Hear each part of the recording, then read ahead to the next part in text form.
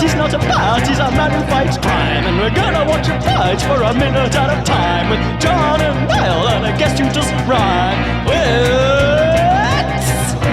Bat Minute!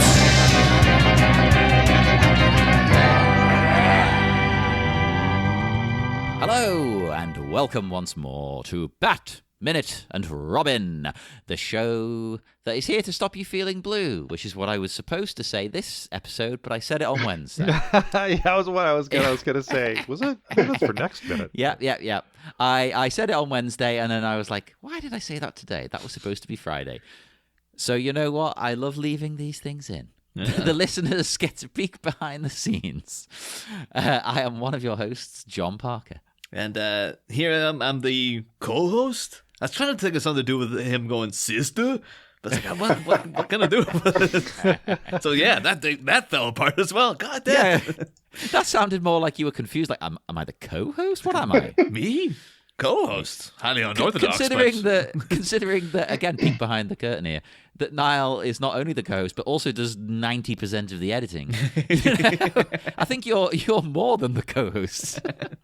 But anyway, it's me. It's Niall again. And we are joined by our very, very special guests. Once again, we've got Duncan and Curtis. Hey, everybody. Hey. So happy to be here. Welcome. Thank you for joining us for one more wonderful minute of this ridiculous film that we love to varying degrees. Well, ridiculous, but I also wanted to say it's incredible to me how good this podcast is, considering the material that you're covering. Not that it's necessarily a bad movie, but man, this is a lot of fun being on with you guys. Oh, thank you. I think sometimes I don't want to say worse the movie, but the more contentious the film, the better the discussion. Yeah. Yeah. Yeah, as long as you can avoid doing that thing where you're just nitpicking it out of hatred. I think maybe some of the shows that are from not so great movies are kind of the best shows. They are. You've got to approach them with love. You can make fun of them and point out problems, but ultimately, you've got to be coming to it with a good heart. Yeah. There's definitely a lot of love in this minute, though. Well, yeah. This minute is minute 69. What? Which surely indicates it is full of love, Niall. Yeah, it's a lot of love going both ways, though. Hey, it's Bill and Ted's favorite number, right? 69 dudes. Yeah. That's right. And the minute starts with the continued craft class, and it ends with one sexy sister. This is one of my favorite minutes of film ever in any movie. Oh, whoa! Of any wow. This is a film. This is a moment that I believe I requested specifically, and it might be in contrast to the way, like it might just be because it's in contrast to the rest of the film. And I'm a huge believer in visual storytelling. I love it when directors remember that they're directing a visual medium. You know, when they're not just like. It's not just all in the script. It's not just all expository dialogue. They actually let facial expressions speak for themselves, and they actually, set up sequences where you can see that the person is sad. You don't need to have them say, "Gosh, I'm sad right now." And I really like it when a director leans into that. And this little sequence here, especially the 360 shot. I was trapped in the movie theater for the duration of this film. That's right.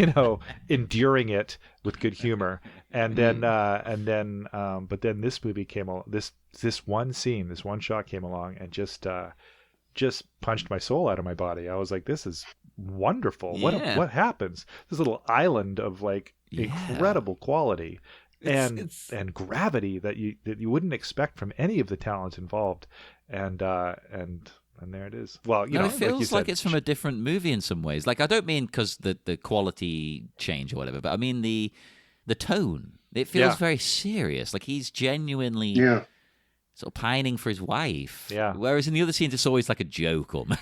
I think it's that's like within this minute too. There's a rampant juxtaposition too. Like as soon as Ivy swaggers into the room, it's like, oh, and we're back. But Lord. Yeah, but also fantastic. And we're back. Yeah. Well, the same thing happens in Hellboy. There's a moment like that too.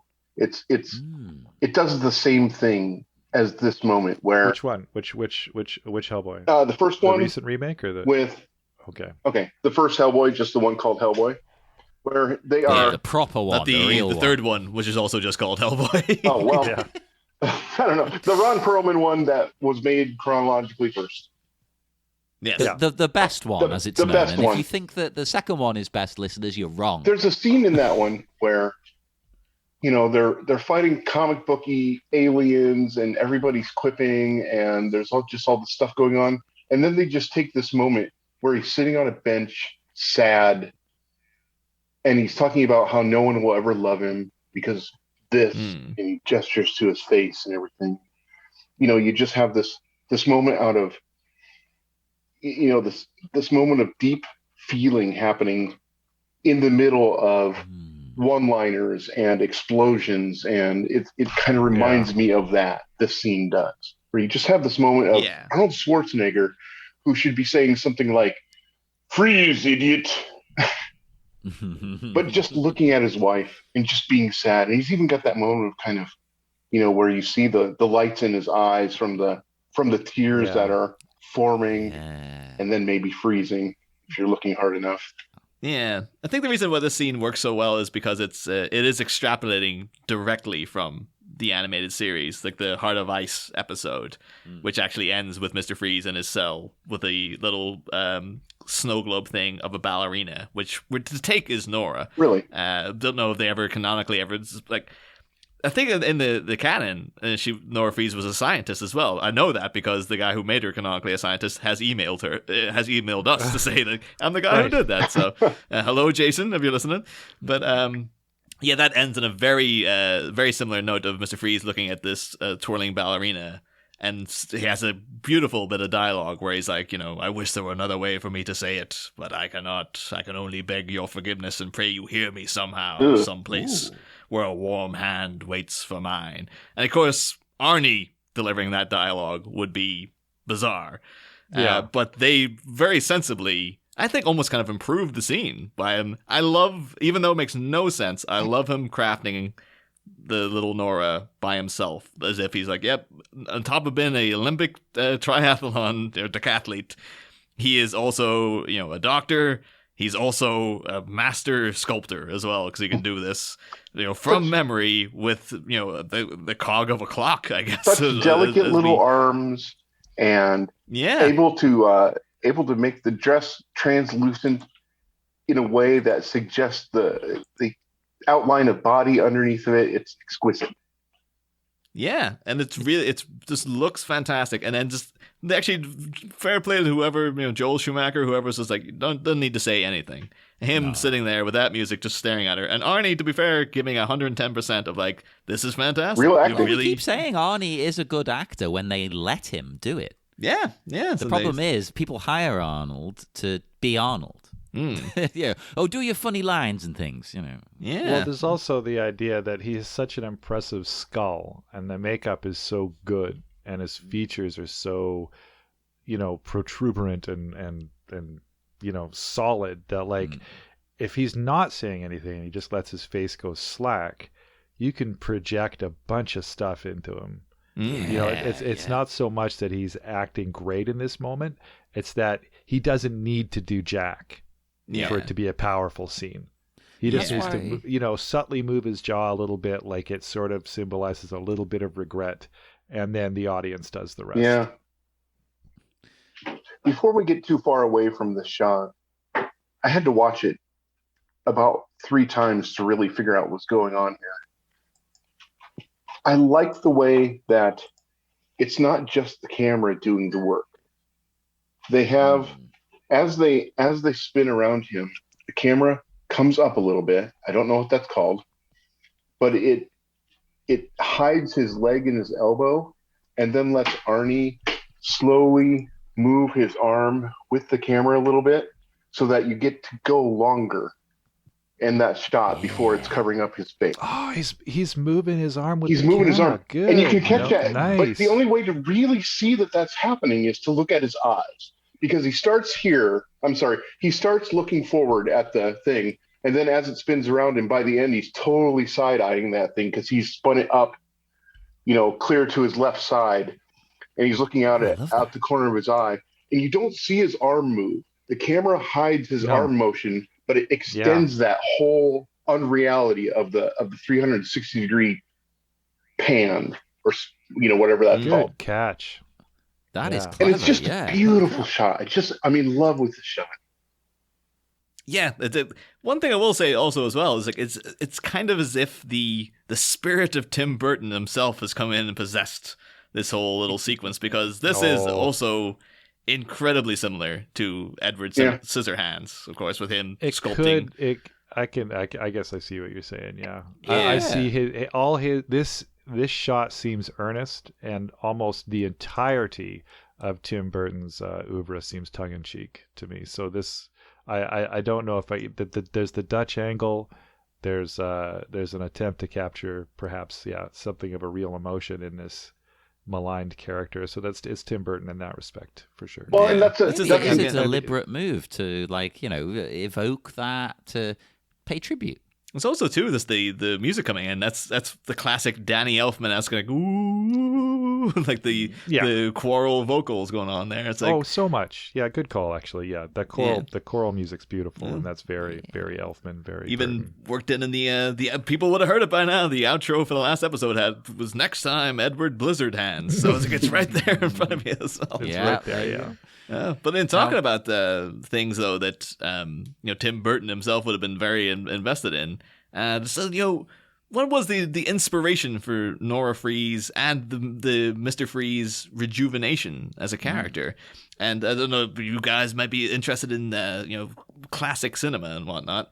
You can date it back to the Vincent Price movie, The Abominable Dr. Phibes. Oh, yes. Classic. Very, very much where a lot of the animated series Mr. Freeze comes from. If people haven't seen it, Vincent Price plays a hideously scarred man who was in a car wreck because he was rushing to the hospital, where he finds out that the surgeons who were operating on his wife, that she's died on the table, basically. They presume him to be dead. And it turns out he's actually secretly alive, and starts taking out his revenge on each of them by reenacting the 10 plagues of Egypt, which is needlessly elaborate, but it's good fun to watch. And if you're looking at one scene, one of the deaths is actually attaches an ice machine to the front of a guy's car and then traps him inside it so he freezes to death. So there you go. It's like, Mr. Freeze right there. But throughout that as well, Vincent Price in the movie sits in front of the image of his deceased wife, and he has a kind of robotic thing in his throat, which sounds a little bit similar to the animated series as Mr. Freeze speaks through a little voice, vocoder thing to make him sound more robotic. And it's him basically pontificating constantly about how much he misses his wife, and he's seeking justice for her death and stuff. And looking at that, and then the animated series version of Mr. Freeze is like, that's 100% where they took it from. And of course, Tim Burton himself, massive fan of Dr. Phibes. Like, in the DVD, special edition DVDs, he introduces the movie and everything. So it's that's where very much the concept of Nora Freeze seems to stem from. It's all the Batman stuff all can date back to the old Gothic horrors. It all comes from the same place. I will say too, though, and you can almost see behind the scenes Cogs worrying with the clock going on. I was going to make a joke about that. God damn it. But the fact too, they're probably saying how can we rejig Mr. Freeze? I don't know. Can we make him like an abominable snowman? Nah, abominable. Wait a minute, fellas! I got an idea right here. In this scene, obviously it's sweet. We've said, but I kept thinking of everything's connected of the Lighthouse. Ah, because he's what? he's making a little figurine of a woman. Yeah. And in the Lighthouse, Robert Pattinson obtains a little figurine of a mermaid. I was- That'd be unpleasant way if Ivy didn't come in, Mr. Freeze is like, oh, all right, fellas, I'm going to get busy here. Yeah, I think that's what he was going to do. You don't supply me with porn, I'll make my own. I was debating bringing up the whole prison girlfriend topic or not. Yeah, you know, he needs to take care of himself. I'm glad you went there first. Some fresh liver from the cafeteria. Good for him. Good for him that he's able to make a very realistic reproduction. Well, Yes. one of the reasons why I really like this moment is because it does a couple things. It shows you that he's not intent on escaping. No. He is I think he knows he so- can't, really. Well, no, I think he could escape whenever he wants, but he's almost using it like a rest stop. He's so deep in the depths of despair that he's just like, yeah, fine. I'm gonna hang out here. And this scene does double duty because it shows not only is he so brilliant that he can MacGyver this beautiful little rotating music box representation of his wife out of ice and a sample jar. We were talking, we're not really sure if this is a drinking glass or a beaker or a sample jar, and the back of a clock, which shouldn't function in this way, but whatever it does. If it is a But sample he's- jar too, it could be like, well, the reason he's like, well, all right, I have to. What do they want a sample of? Basically, It's like, Yeah. that's But why he has he's to make the like- ice. Instead of making an object to destroy the bars or kill the guards or flee Arkham, he just makes, he uses his unending brilliance, this evidence of his brilliance, to make a beautiful little statue of his wife that he can just stare at like Yeah. a TV. And that's, to me, there's almost like there's so many layers in this scene and it's what they could have done. Taking the rest of the film into account, this minute has no business being here. Yeah. It's like why is this beautiful, deep, introspective, amazing moment stuck in the middle of this film? Where did this come from? It when is it's, weird when you take into account how he was acting earlier in the movie. Yeah. Like Freeze, he was reveling in the destruction he was causing and all this. It doesn't really focus too much on his plot with the wife. I think maybe that should be more of his central thing. Whereas he seemed to love being a villain before. Yeah. Well, this is like the real Freeze. This is kind of like the man behind the one-liners. It's great. It's just such a wonderful wonderful scene. And I love the costume too, because this, I know that the it's like I think it's supposed to look like this is threadbare. This is the prison uniform from Arkham that thousands of inmates have worn before. And that this one, it doesn't even have a collar left. It doesn't have sleeves left. And plus he's a giant, so they have to, what are they going to wrap him in? Like it's like a potato sack or something. So he's got this on, and the stripes are gray because it's been washed, 400,000 times. But I think it looks really comfortable. And at the time, this was something that I think I would have gladly worn. Oh, hell This yeah. is- I want this. This looks so, I could just wrap myself up in this beautiful, soft, I think it's supposed to look rough, but it ends up looking really, really well worn and soft. Yeah, that might be like why because Arnie obviously had to be like screwed into the actual Freeze suit, but then like when he's in that friggin' dressing gown, he looks so comfy. Yeah. And this looks comfy too. It might be like to make it up to him on the other side. You have to clad him in the softest of stuff. I would love this outfit for, when you get up late on a Sunday morning Yeah. and you just want to sit around the house doing nothing, drinking coffee and just watching shows. You haven't even gone and had a shower yet. Oh. Yeah. This is what I'd wear. For sure. We'll say in an odd turn, the novelization ends up ruining this moment. Because they have... I think it was quite strange in that, looking at those two guards just standing silently watching them. It's like, well, these guys don't even chit-chatting or anything. In the novelization, they do a thing where they're like, hey, Freeze, as snowball. And they throw water into him, knowing that it's going to freeze, entering the cold beam he's in. And so it hits him in the face like a snowball. And they're just kind of cackling away to themselves. And it's just like, and he's like, oh, your death will be a slow one. And it's a real moment of like, you didn't need that. Nobody needed that. Like, it's just a bizarre thing to throw in. It's not. I don't think it's in the original script. It's a complete, thing that Michael Jan Friedman just came up with by himself, I guess. And it's just like, want to add in the guards hate him? We know the guards hate him. We know he hates the guards. He's already threatened them and stuff. So well, we get a line in the movie showing that the guards hate him, don't we? Because they go, "Hey, Icehead." Yeah, you got a visitor, and that made me think as well. Like, Icehead, sick burn, is that an insult? Have you actually been standing there for 25 minutes, looking at him, coming up with quips and burns, and that's what you got? Hey, Icehead, that's what you got. I could guard? do it better. Like, I don't know why these guys need to be. Why are they in the room with him as well? Well, they're on the wrong side of the door. I'm like, that's not. You don't put the guards in the cell. Yeah. That's why. And especially because he has to stay in this cold beam. Yeah. Well, it would kill the guards for one thing. Because he's in this refrigerated ice cell. It would kill the guards, and they're in the cell with him, which is just a no for jails. Well, I do want to say, he didn't have to crawl out of the room in order to start suffering from lack of cold. So it's a very localized beam. Oh, it's literally the he bed. has to stay on the bed. Yeah. So there's less reason for them to be in there than with any other prisoner ever, because he's because he can't leave. He can't even walk around the room. Like, he can only sit in that one spot. So it's baffling as to why they're there, unless they are just like hurling insults at him. I think that's what it is. I think they're just jerks. They've got the whole thing where you can operate the door from the inside, and that was an accidental design. And they just said, well, we'll just put the guard inside. To watch the button. yeah, okay, that's it. You've uncovered the truth.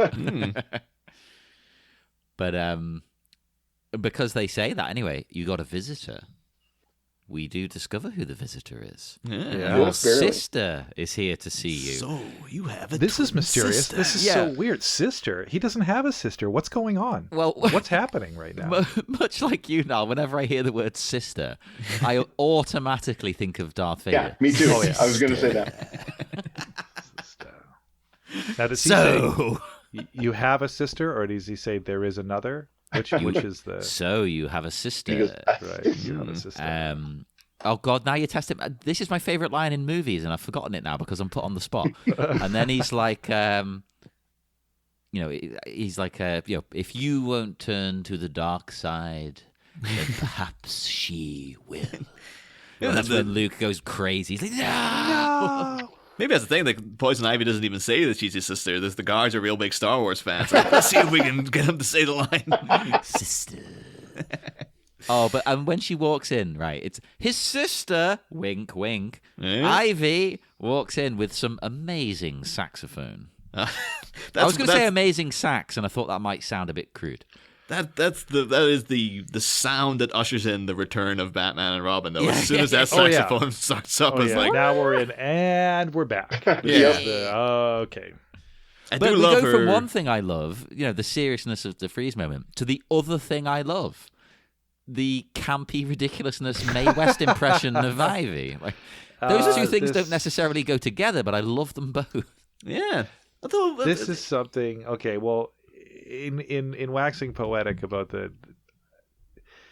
I really think that Uma Thurman was the wrong choice for this role. Whoa. Oh, you're on rocky ground here, but go ahead. We've had one or two people agree with I you. kind of agree with Duncan. not. I want to hear what Duncan has. Well, or rather, see now. Let me go in. Okay, I just want to go in here. This is something that's been on my mind since I saw the film, and it's something that has always gotten under my skin. When I thought she was well cast as Venus in the Baron Munchausen movie, because she is attractive and she is beautiful, but she's regal. Right, like I thought her beauty was well displayed in Gattaca, because she's got this straight back. She's from almost like a higher plane of existence. Like she would do well in the Eternals or something like that, because I think casting her as a demigod or a god is like, yeah, that makes sense. Like she's got this classic, timeless, regal beauty to her. She is not a gutter slut. You know, she is Well, not. yeah, but you could she's argue... not this temptress, this Mae West come up and see me sometime. Like there's been a few, like in Kill Bill, there was that thing too where she'd walk through a room and all the men would go like, "Who is that?" And I'm like, no, that's not the reaction she would cause. That's not. Why did you cast her like this? If that's the reaction you wanted her to have on theater goers, like she's not. This is beneath her. This role is so far beneath her, and I think that and it's not just beneath her; it's the wrong choice. You know, she's not a busty whatever. Like, you know, no disrespect to those roles, I just don't think it's her, and it bothered me for the whole film. I was like, why are you in this movie? Not just because it's a movie that I kind of endeared, but because I just thought, why you? Why did they choose you? I guess she was popular at the time. But yeah, the Mae West thing, even like on top of that, she could have been regal and proud and been like the queen of nature. But then they had to go and make her like this weird double entendre, wink, wink, come up and see me sometime, saxophone music. But I love it. And I agree completely with... I get you, though. I appreciate your angle on it. It's enjoyably cheesy. Like, I'm with you on that. It's a so bad it's good. Ha ha ha. Look at the costumes. Oh my lord, this cost $200 million. But in terms of like, okay, yeah, but that aside, the accuracy of this casting choice is so far off the beam that it baffles me still. I agree completely with Duncan on this. I've never been able to put my finger on it because, frankly, I haven't paid that much attention to the movie. But now that he's saying it, don't worry, most people haven't. It's like, yeah, you needed someone super busty and super kind of slutty to play this role. And what they've done is they've created like these kind of fake clay boobs for her to try and like do that. But you needed someone, I'm just talking visually, but also attitude wise, she just kind of is above things. She's like too serene to be also this person that everyone is just going crazy for. But it's like a magic crazy. It's like a mystical thing. You know? Yeah, and I think that if they would have leaned into that more, it would have been good. You know, like she is a magical crazy. She is a mystical being. She is like, you know, she is like, she walks into a room and people are like, whoa, you know, the world just changed. The air just changed. We're being visited by someone from a better realm. You know, like she's got she's got this regalness to her. I keep saying regal. There's something about it. No, that's the right word. They're playing it like, but they're playing it like she's Pamela Anderson, right? That's what I'm saying. Like she's a vixen from a Motley Crue video that has everybody going, you know, their eyes are like bugging out like a fox in a cartoon or something. And that's the dichotomy that I just can't do the addition on. Whenever I see her cast in a role like that, I'm like, no, she's not crawling around in spandex, you know, licking ice cream off a spoon or whatever. She's got power. She's someone that you respect, and it's just there in her carriage, and you can't. It's something that she can't escape, and it's not something that she telegraphs. And I don't know why anybody would cast her in a role like this. Well, that's why we like getting different opinions on. And that's why the sax musical sting entrance makes me laugh rather than makes me anticipate, you know, something wonderfully feminine is about to happen. It's like it's like you were saying with the over-sexualization of Alicia Silverstone in The Crush, right? I have a similar reaction to the over-sexualization of Uma Thurman in this entire virtual film, vibes on that sentence right there. I'm just like, what are you doing? This is making me feel uncomfortable. I'm like, I'm so sorry this has happened to you. I feel like her entire image was cheapened by this film. And God, it just you didn't work. nailed it. I'm wondering if it's supposed to be Ivy's inherent power coming in, because we've spoken in the past about that's a thing in the comics, and very much emphasized like, towards the end of the 80s that Poison Ivy doesn't really need pheromones. It's almost as if she has a natural presence about her where people are just instantly attracted to her. I assume she's permanently kind of secreting them. And then when she blows it at people, that's like a double dose. But then it's a bit strange because, like, we did see scenes where, like, you know, she talked to Bruce Wayne and when she was in her Pamela Isley disguise and he wasn't like, oh, homina. Whereas you think if she was naturally coming out of her all the time, unless she can just sort of stop and start it. But in this, it could be also that the guards are just really sleazy perverts, and any woman could have walked in and they'd be like, "Oh, hello, man." But she walks in and instantly they're just like, "Oh," all over her before she even, and then she blows the pheromones on. I think there's a bit of that at play. The guards are sleazy. She has not even spelled them yet, and they're like, "Oh yeah, woman." I think it's a bit of both. I think she's got it excreting, as you say, naturally, and I think that she's turned it on. So that's why she's there. She's in this ridiculous getup, and presumably she went to the front desk and said, "One to see Mr. Freeze," and they said, "Go right on in, miss." And then she walked up 4 flights of stairs and guards, and then got to the cell. I was going to bring that up. If you are the Arkham Asylum front door guard, right? And Arkham Asylum mostly houses just supervillains, and this chick walks up to the door. Nope. Your first thought is someone's getting broken out right now. Yeah, exactly. Get out. Again, I work in a mental health hospital, and the on-site is the mental health. Well, it's technically a prison. We don't call it that, but it's a prison. So it's got like murderers and things, and they're very, very, very strict about anyone even approaching the front desk. You know, Sure. It's crazy. You are not allowed a phone. Like, they take all your possessions off you and lock them away until you're done. You know. Yeah. So she must be immediately spelling these people. She must be spraying pheromones everywhere. There's no way she would get anywhere close. You open the door. We don't see it. They don't film it, but when you open the door, it's just purple sparkles all the way down the hall, splattered everywhere. Yeah. That would actually be, it could almost be like, oh, we need an action beat, so there has to be a big escape scene. But it'd almost be more chilling if, like, she came in and got Freeze and just walked him out. And all the guards were like, oh, like, fawning over to, hold the doors open for her. And it's like, she didn't need anybody. She could have just literally walked in and walked straight back out. Or there was that X-Files where somebody's power was that people would just do what he said. Oh yeah. And Mulder had him locked up before, and then he managed to, like, his medication wore off for a second, and he whispered to a guard. Yep. And they walk into his cell, and the guard's just sitting on the empty bed, and he's like, "What happened to the inmate here?" And he's like, "Oh, I let him go."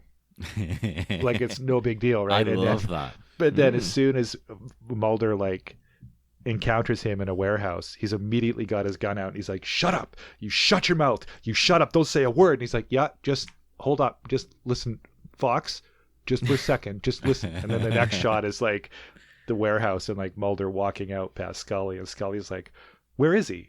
And Mulder's like, "Oh, I let him go." And it's just like he gets a phone call from the guy, and Mulder's just turns white and hangs up the phone immediately because he knows that they don't even let this guy say one thing. Like, this is the power this guy has. So I think it's the same with Poison Ivy. She just walked in. That's awesome, and it also reminds me of what's his name in Jessica Jones, the villain? Kilgrave, yeah. Kilgrave, that's it, for sure. Yeah. There's such a good villain that then the next 2 seasons are like, oh yeah, we killed off the big bad guy. Yeah. Oh crap, we haven't got anyone to replace him. Well, you know what? Listeners might know this already. I don't like Kilgrave ruined the show for me, but I know everyone else likes him, so okay. And it's a cool power, and it is very like that X-Files one. Actually, I'd never thought about that connection. Ivy comes out with one of my favorite lines in the whole movie, and I don't care what anyone says in this conversation, where she says, "Brother dear, I heard you were blue." It's like, oh, I am living for this. You wonder though, why the ruse? Why because again, she could have just walked in, but like, I want to go see the guy, but then just be funny. Like, oh, I have to pretend it's my brother. But it's like, why? It's like Roger Rabbit, you know? No, only when it was funny. Like, I think, like, she can't. It wouldn't be. She wants to confound the guards, but she also wants to confound Freeze. She also wants him off his guard. She wants him thinking, sister, Sure. What? And then she walks in and he's like, double what? What's going on here? It would really suit too, because actually, the last time they saw each other, he had the upper hand where she tried to do the pheromone dust. Right. And he was like, oh, it doesn't work on the cold-hearted. But now it's like, I've got the power again because I know what's going on.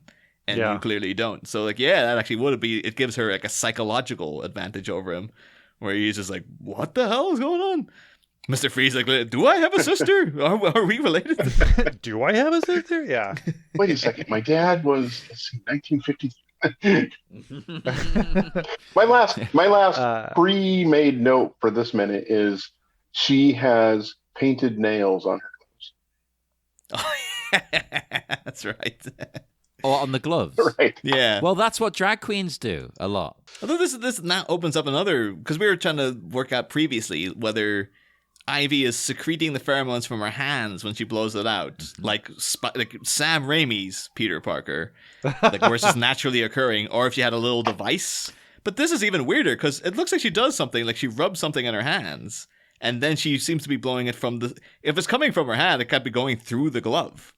So it seems it's that powerful now. It goes through the glove. But then the way she rubs her, it seems as if she rubs it into her palm, like she already had some. No, you're right. It does look like it's squirting out of her gloves. It's like she's a major league pitcher who has a little bit of Vaseline on her hand. She's like, yeah. It does kind of have that slight vibe. Like they probably discussed it on set. They're like, so Uma would have been like, so where's this stuff coming from? Like, doesn't matter. Just blow it out of your palm. It's in your palm somehow. It's like, magic. For sure. You know, who cares? Magic. Her hands. Just does whatever you want it to do. That's something that you would hear on this set is, it doesn't matter. It's a superhero movie. Yeah, almost definitely. It's fine. Don't worry. But you wouldn't. That's one of the sort of comparison things. Is like, the continuity is really messed up here. It's like, oh, who cares? It's a comic book movie.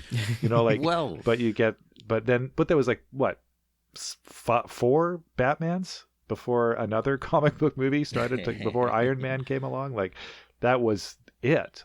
Anyway, sorry. Okay, sorry. Well, you might be more happy then with the draft of the script, because in that, as Ivy walks in, it cuts. Which, in a weird way, feels more natural, I think. We'd missed the cool line that I love, from her, that I heard you were blue. But she walks in and it cuts. It's like, oh, that's pretty cool. I like that. I think that might actually be a bit of improv from Uma Thurman, because it's like it's not in any scripts. It's not in the novelization. It feels like maybe maybe she came in and was just like, I can't keep the line back. It's gonna come out. So.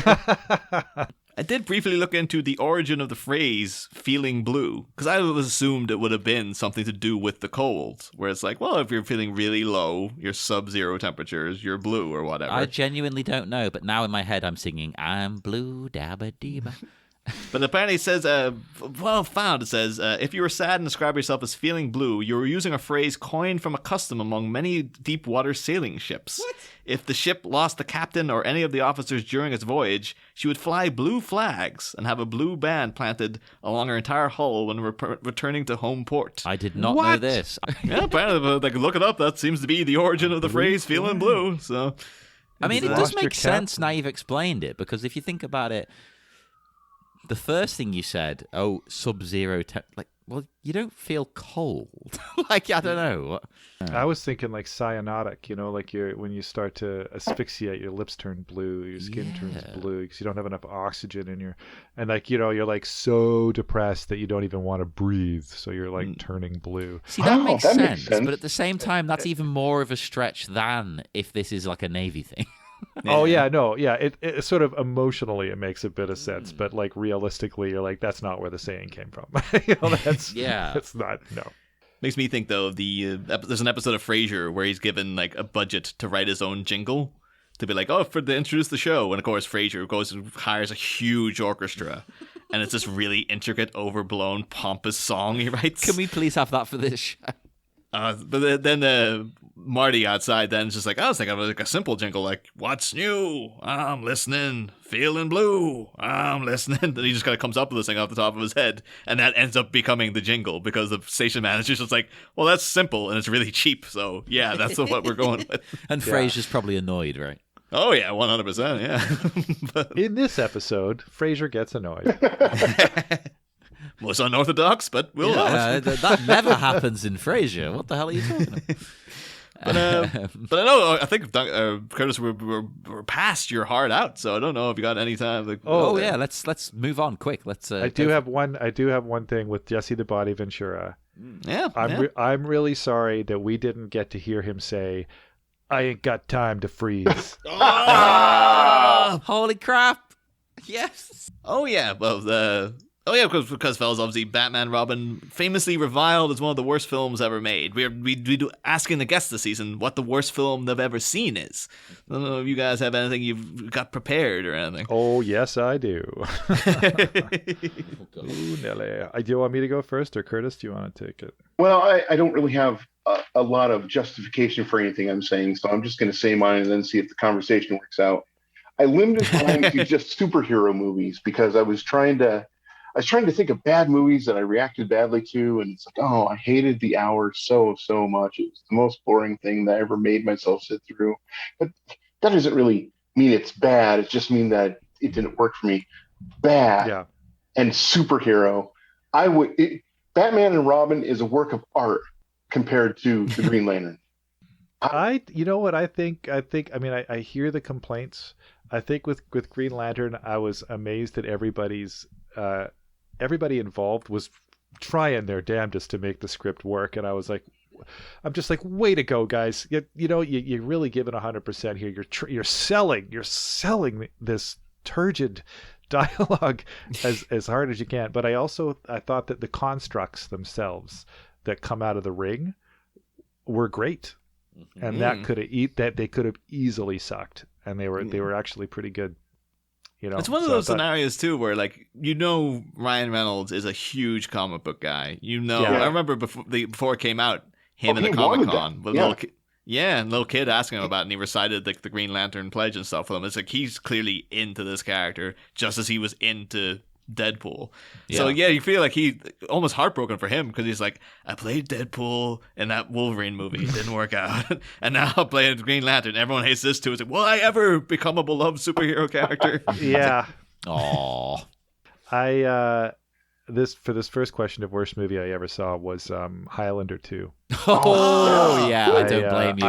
I went to see Highlander 2 opening week in the theater with my dad. We were so stoked. My dad's from Scotland. He worshipped Sean Connery. It was one of the few, sort of places where we really connected, was our love of Highlander and our love of film. And we went to see this movie just like, yeah. And I'm in the throes of puberty here. I'm 15, 16, something like that. And so we're we're still getting along, but there's still we just bond over a handful of things at this point. And so we go to see Highlander 2, here we go. Yeah. Father-son night out, and we were violated.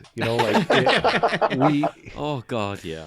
The only time he smiled at all was when Sean Connery dies in that movie. About 15 minutes into the film, you can almost see Sean Connery going, and I'm out. Yeah. Oh yeah, isn't there that one good scene where he's trying on different outfits though? No, that's the first movie. William Tell overture. Oh, is that the first film? Oh, I thought it was two. See, our walk. One thing the thing that makes it the worst is I remember so hard the voyage home. We didn't speak all the way back to home. It was just this awkward, horrifying, bone deep, soul struck silence as we just coldly made our way home, embarrassed at the whole escapade, destroyed by the quality of the film. This beautiful thing that was to be a treasured night out just killed us. And it's that awkwardness, that walk, that long silent walk, and voyage home was. This feel now though you're and I never, the relationship between me and my dad was never repaired after that. That was the last time we talked. Yeah. But end things on a more positive note though, because Batman and Robin is also beloved in many circles. We are asking the guests, what's a movie that you love that is regarded by and large as being bad? Phantom Menace is my third favorite Star Wars. Oh, right. I don't hate it, so I won't argue too much. But third favorites maybe It pushing it a was. little bit. It felt like Star Wars, and it still feels like Star Wars more than any of the other movies, except for Star Wars and The Empire Strikes Back to me. Yes, more than Return of the Jedi. Oh, Return of the Jedi wow. is my favorite movie of all time. So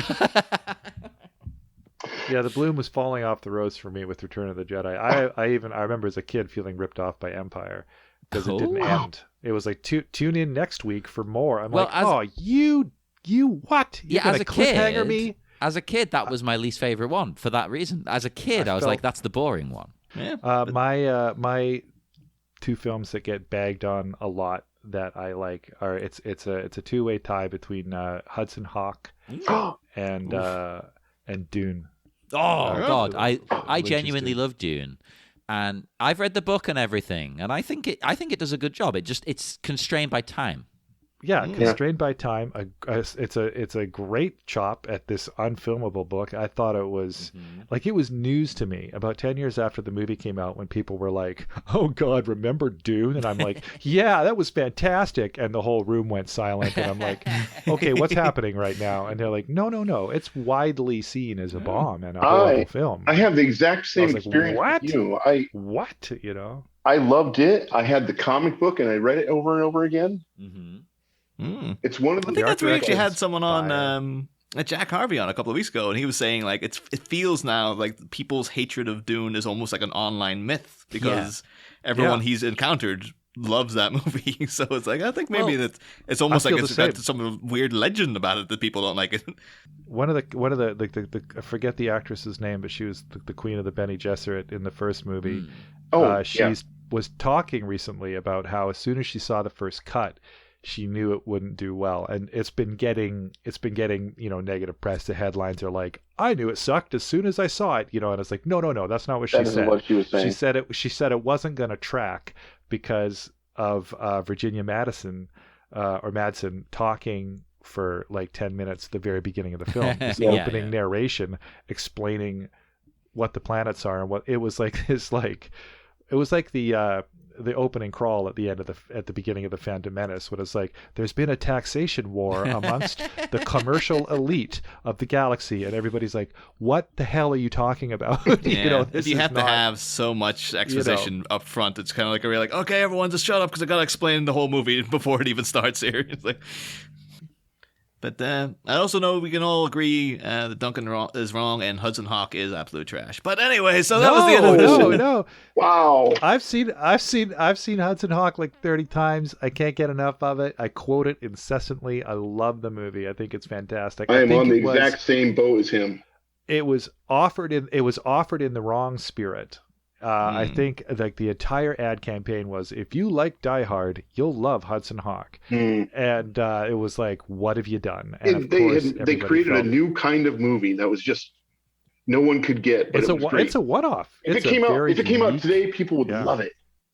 Well, that's the thing, 'cause I went into it from the other side, though, because I was in like, oh, it's a Dan Waters movie. As the guy who made Heathers, oh, this is going to be great. And then Bruce Willis was the thing I was least interested in. Sure. In terms of like it being a Bruce Willis movie. And everything about it's like, on paper, I should love this. Like friggin' Richard E. Grant and Sandra Bernhardt and stuff, like hamming it up as kind of squabbling evil siblings and stuff. It's like, on paper, fantastic. And then just watching the movie, it's like, I hate all of this. I can't stand this delivery. It's just I'm sorry to hear that. Just even things like them perfectly timing a robbery to the singing of a song and stuff. Like, in paper, it's like, oh, it's so... Yeah, but then watching it, then it's like, this is too... And I'm a guy who likes, hate to use the word, I like quirky stuff. Sure. And this really irked me as been like, this is trying too hard. This is like... That's all fair. It's like you say with your criticisms of the Phantom Menace. Like, everybody that wants to like criticize Hudson Hawk, especially with the stuff that you just said, I'm like, yeah, 100% fair. I still use that like Richard E. Grant in Hudson Hawk. I'll torture you so slowly you'll think it's a career. I'm like, I love it. It's amazing. Guys, I am at my absolute wall and have to go play Dungeons and Dragons with Robert Black now. Thank you so much for having me on. Well, thank you for joining us. We will head off now to the Dark Night. Would you like to say where your show can be found online? Duncan, you take it. You're more graceful. TimeBanditsMinute.com. Come hear the sultry tones of Curtis and myself dissect the fantastic film Time Bandits 1 minute at a time. Hey, check that out, everybody, and come and speak to us. Facebook, Twitter, Instagram, all of those. And come to our Patreon, Sleepy Charlie Media. Just put that in and you will get loads of wonderful, exciting bonus content. And we will be back on Monday for more Bat, Minute and Robin with new guests. See you then, Batmites. Next time, a kiss from a rose on the grave. The Emerald Enchantress makes an epic entrance and leaves some irksome attendants insidiously entranced. But while a peck by a poisonous paramour leaves the lecherous security literally floored, which massively muscular companion seems incapable of using a door? There's lethal lip-locking in Lockup next week. Batmites, same Bat Pod, different Bat Minute. We'll be back.